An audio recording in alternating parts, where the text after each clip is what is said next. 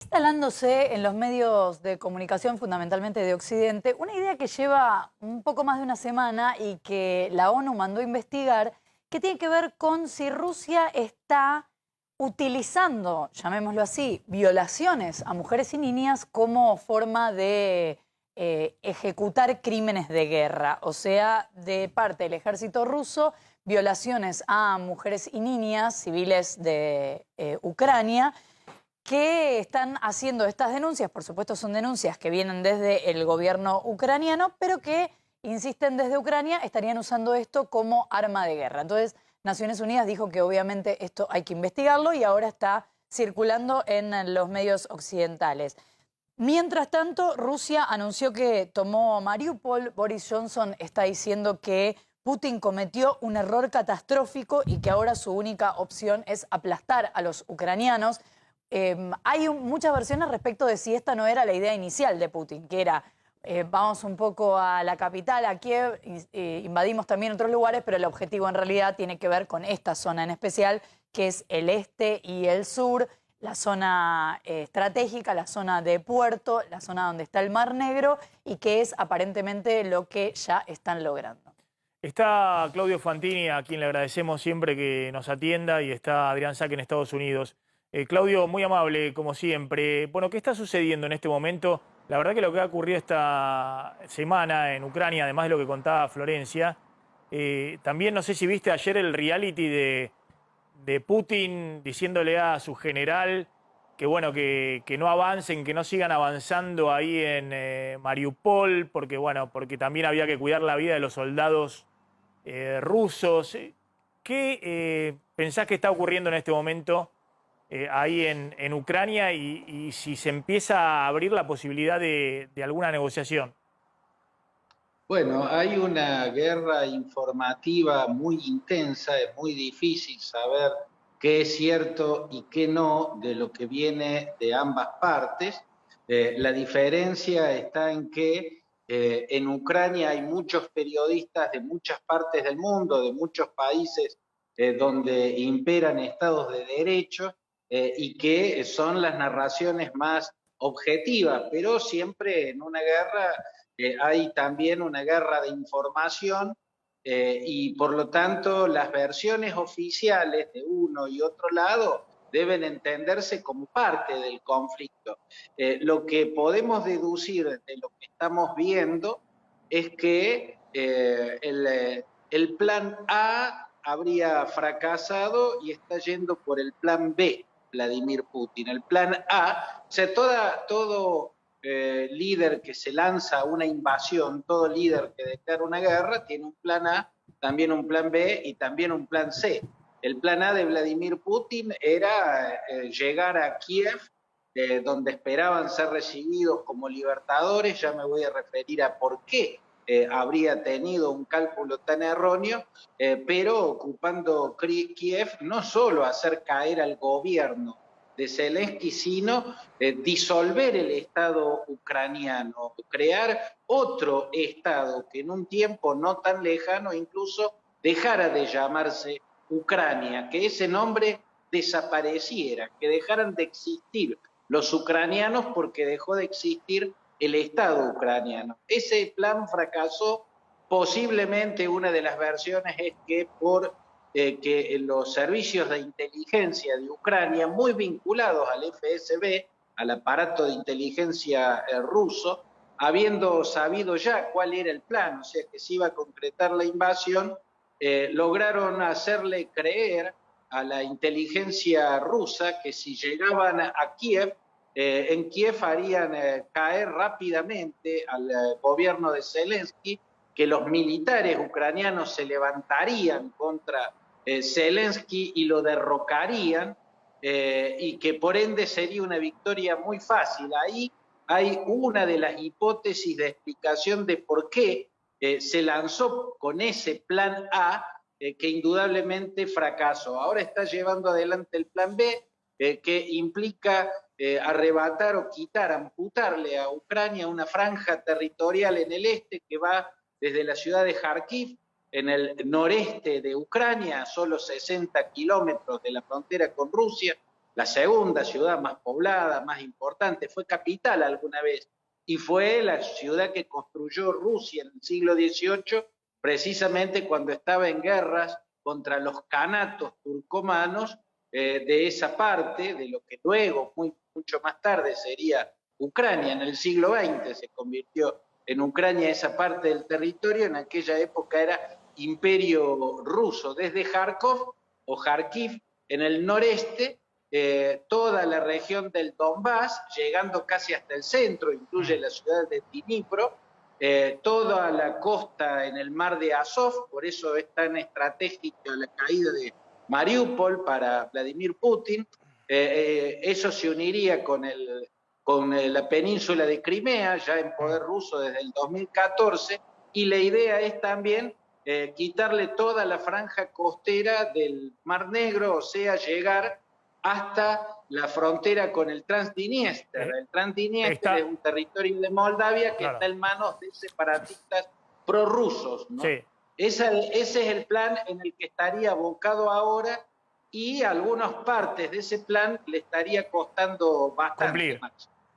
Claudio, muy interesante lo que planteas. Mientras estabas contando que son ubicaciones geográficas que uno se las imagina, digamos, pero le pido a la producción a ver si podemos poner un mapa y ahora vuelvo a vos, porque está clarísimo lo que vos estás mostrando, ¿no? De lo que está buscando Putin, amputar, digamos, una parte de Ucrania y una parte estratégica desde el punto de vista que Ucrania termine siendo un estado mediterráneo, digamos, ¿no? Un estado sin salida al mar.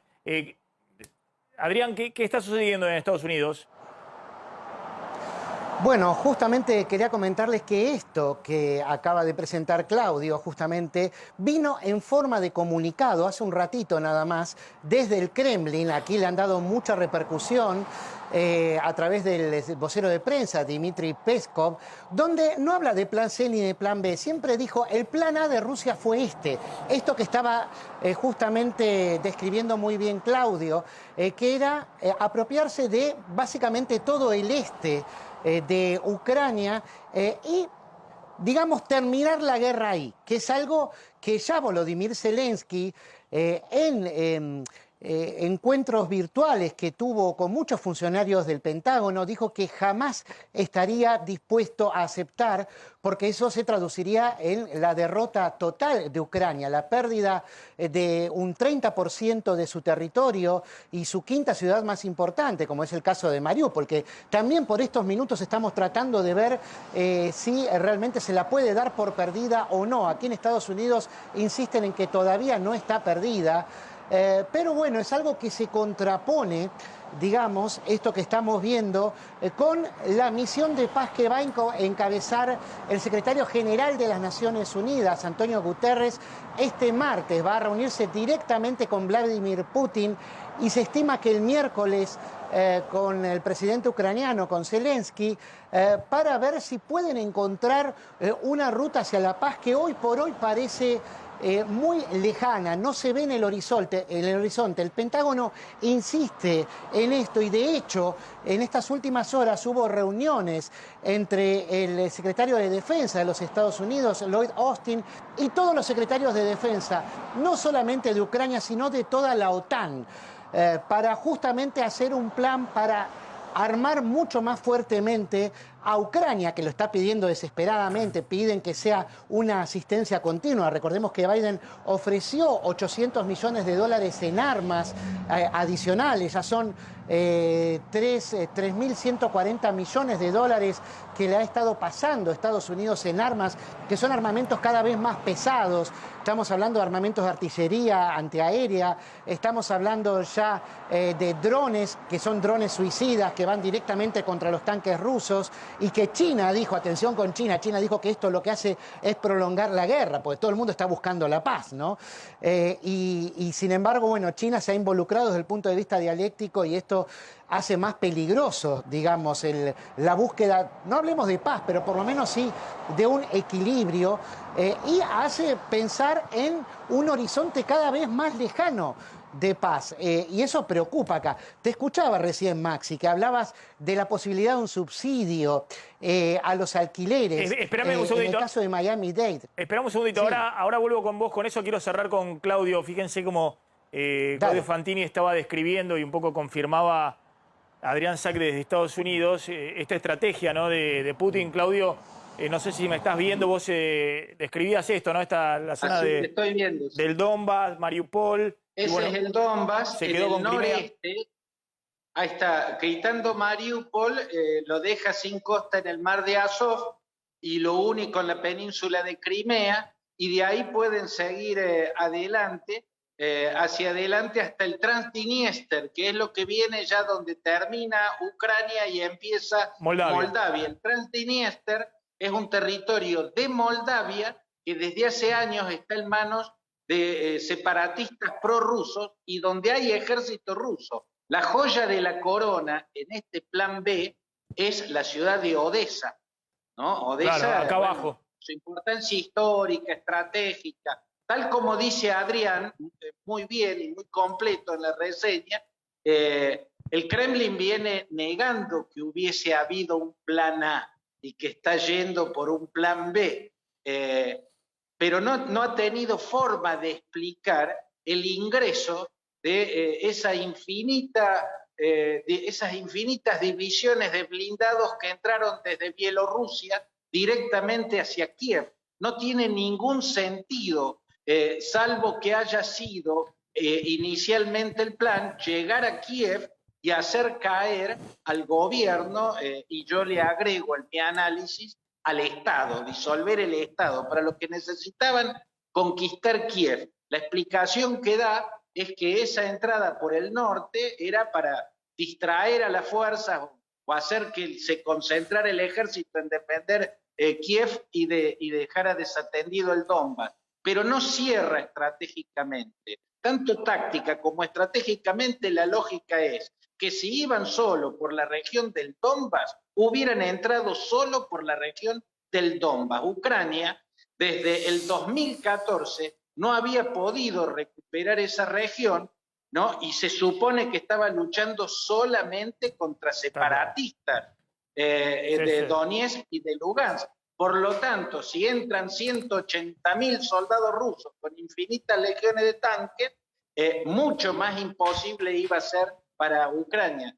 Por lo tanto, yo creo que fracasó el plan A, están yendo por el plan B, al plan B tienen gran posibilidad de concretarlo, aunque sea parcialmente, pero gran posibilidad de concretarlo tienen.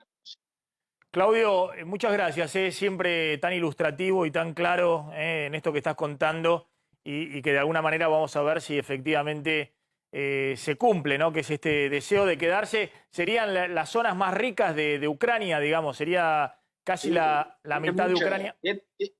Tiene mucha minería el Donbass y tiene sobre todo litio, que es el mineral del futuro que ya ha empezado. Tiene una importancia estratégica muy grande. Si a eso se le agrega la importancia de Odessa en el Mar Negro y la importancia del control del Mar de Azov a través de Mariupol y convertir el Mediterráneo a lo que quede de Ucrania, bueno, se ve la magnitud de lo que aspira Rusia.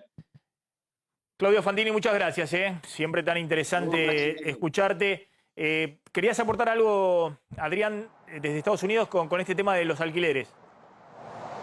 Sí, justamente con eso quería cerrar, porque vos lo habías anticipado. Es algo que se está hablando no solamente en Miami, sino en varios de los estados, aquí en los Estados Unidos, acerca de la posibilidad de subsidiar, de que el gobierno subsidie parte de los alquileres, sobre todo en aquellos estados donde la nafta, donde el combustible aumentó más. Recordemos que no es el primer tipo de subsidio que está por inflación. Ya tenemos el anuncio todavía no concretado del envío de cheques para todas aquellas casas en varios estados, ¿no?, que tengan más de 2 autos, para poder paliar justamente, el cheque nafta sería, ¿no?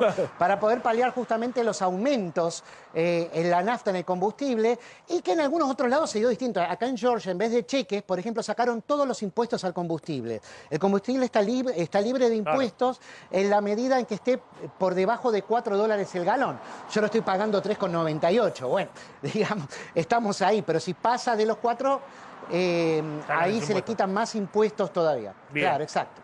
Adrián, gracias, siempre impecable de Estados Unidos, Adrián Sack. Quiero cerrar rápidamente con...